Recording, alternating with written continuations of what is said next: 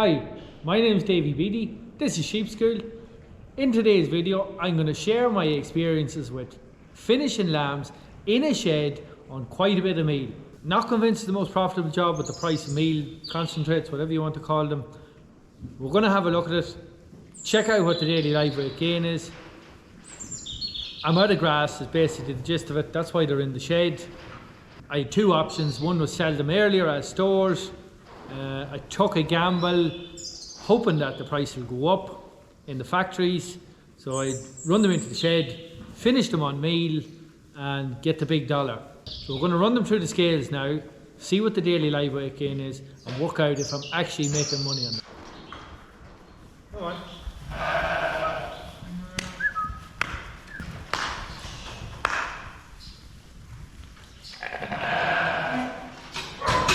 Right, so I kind of do everything around this central part of the shed. It's not ideal. I'd love a proper permanent handling system, but a man's wants to make a poor man rich. But look, it's working for now. So we get these boys out.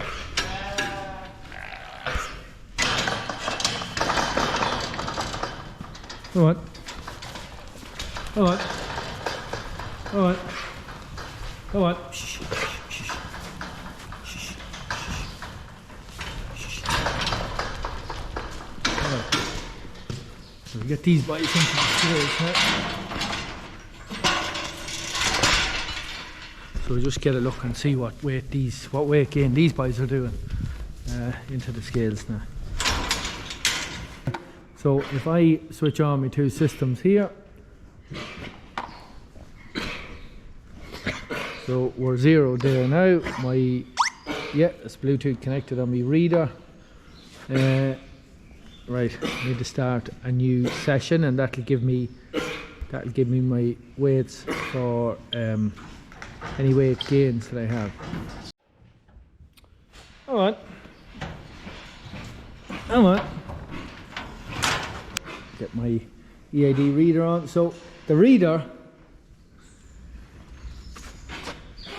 reads the EID chip. It's like the same chip as in a dog's ear, or sorry, a microchip in a dog. I scan with my reader. I scan the tag. The reader sends the tag number up to the scales by Bluetooth, and it's able to calculate the weight gain per day, daily live weight gain. We'll just scan this by right. Yeah, that's more like it. So he's put on 0.26 of a kilogram, which would be 260 grams per day. Almost fit. 44, 45 kilos. Like to get another couple of kilos on them live weight just to get them off to the factory. Now I've been feeding some cull ewes as well, something I've never done before. Just a lot of sheep about. And rather than run them out with the main mob of ewes, I run them into the shed here, as you can see, and I've been feeding the meal now for about a month. They've been eating a kilo of meal roughly a day, so we'll run them into the scales and we'll see what they're doing, see if there's any more money in these. Scales on.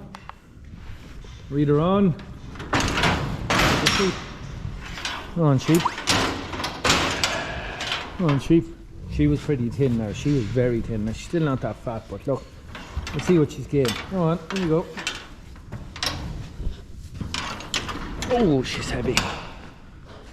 So she's sitting at 69 kilos.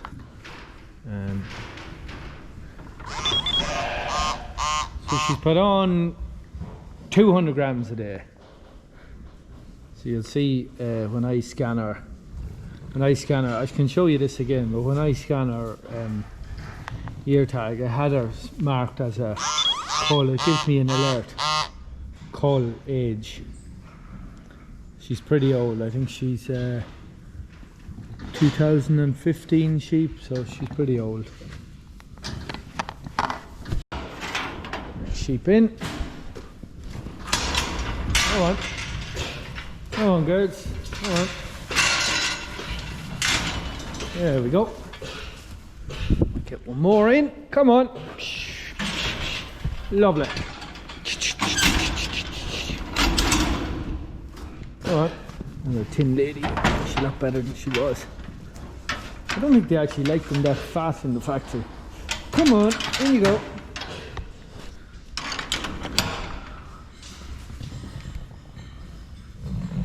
Okay.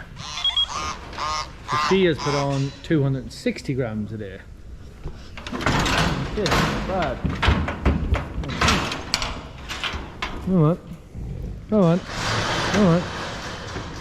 Come on. In you go. Come on.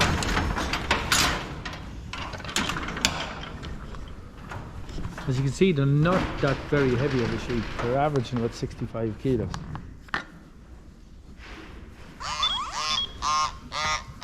$190 a day. You can see at some stage she had mastitis.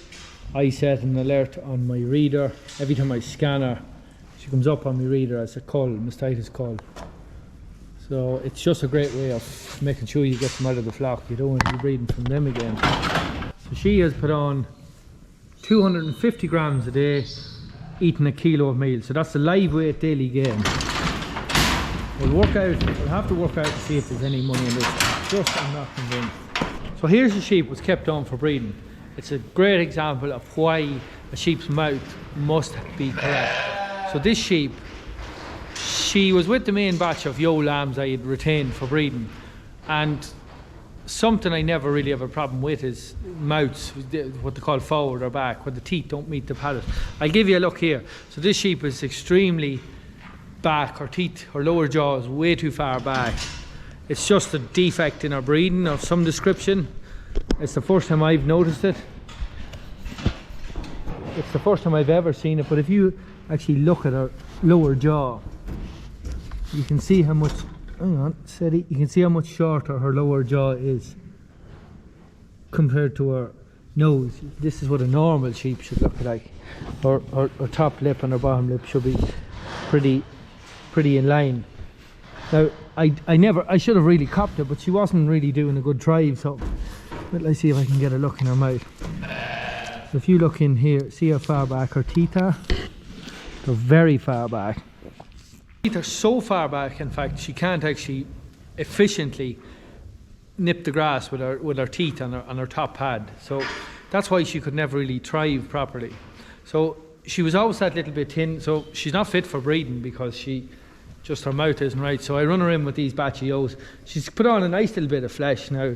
Of course, she's able to eat the meal, the concentrates, no problem. That the problem with her teeth doesn't really affect that. Right, so that's them boys weighed. We could say on average they're putting on 200 grams a day according to the True Test clock. So I've done some calculations. The last lambs that went to the factory killed out 46%. So 200 grams of live weight gain equates to just a little bit under 100 grams of carcass weight gain. At the moment, we're getting €6.50 per kilogram for carcass. So in terms of weight gain, these lambs are gaining 60 cents of value in their weight, in their carcass weight per day. So they're eating a kilo of meal a day. It's costing €500 a tonne. That equates to 50 cents a day for meal. We're getting 60 cents for their weight, for the carcass gain. So they're making 10 cents a day. That's all they're actually making per lamb. I'm making 10 cents per day per lamb, and that's without factoring in bedding costs, which you have to include as well, I suppose. The roughage they're eating a haylage type feed. So the moral of the story is there's no money fattening lambs in a shed when meal is €500 a tonne. It just doesn't work. So on these ladies now, the cull ewes, so they're probably gaining a little bit more. They're more efficient at converting the meal, so they seem to be getting 250 grams a day of live weight gain. Assuming a kill out of 45%, similar thing, I'm gaining 0.12 of a carcass on the carcass, but you're getting much less per kilo for your yo. You're only getting 350 per kilo for your yo. Right, so the moral of the story is sheep in general are notoriously poor at converting concentrates, meal into flesh.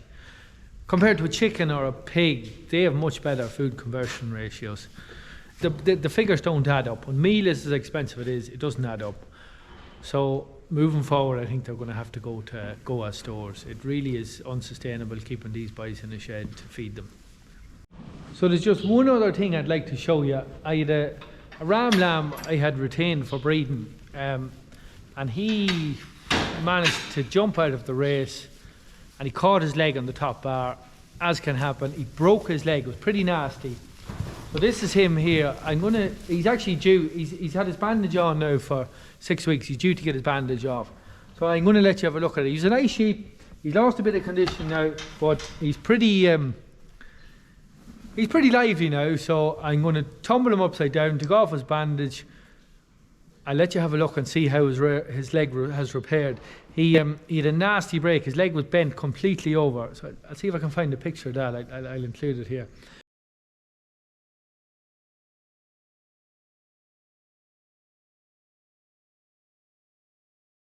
I'm just about to take off his bandage here, so I'll let you have a look at that. If you're a bit squeamish, you might want to avoid it. So, as I said, he broke his leg jumping over the race. So the vet put a splint on his leg. Time to get the bandage off. I'll let you have a look and see how it's healed. He was retained for breeding. He was a nice sheep, so I'm not sure how it's set, but we'll soon find out.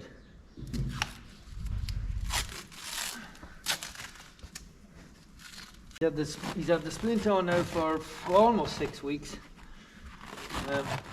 I hope, it just depends. Sometimes they can set a little bit twisted or lopsided, but we'll soon find out what way this has gone.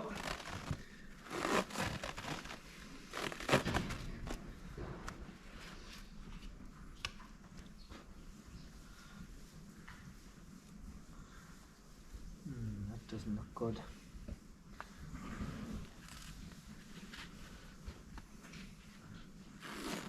Some cotton wool. This was the splint that we used that the vet put on. So the splint was just to keep it nice and straight. Cotton wool to stop the splint from damaging him or scratching him or hurting his leg. So take off his bandage now and see how he's healed. Yeah, not actually too bad. So I'll try and get you a better look at him. So there you go. So yeah, it's not just, that was where it was broke, so you can see the little lump on the bone there. So actually it's set pretty good, you know, it's nice and firm. Yep, it's set pretty good. So we'd see his leg, his knee or his hock joint seems to have twisted out a little bit, but look, we'll see that he might come out of that with, at least he's going to be mobile now. So, as I say, that was the splint that was put on. Like this was bent over, so that was put on to keep it nice and straight. So they're pretty good at healing if they get a chance at all. Come on. So we got a look at this boy. Come on. Yeah, so that's him standing again. He's putting a little bit of weight on it. It's going to take him time to work his muscles up again, but we'll see. I'm not fully convinced he's going to make a breeding ram, but look, we'll see. He's, what is he, 9 months before he makes the cut, so if he doesn't, he can head off to the factory with the other boys.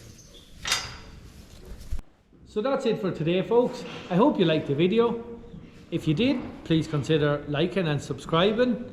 If there's anything you're not sure of or some of the terminology I was using, feel free to drop me a comment. Thanks for watching. See you for the next one.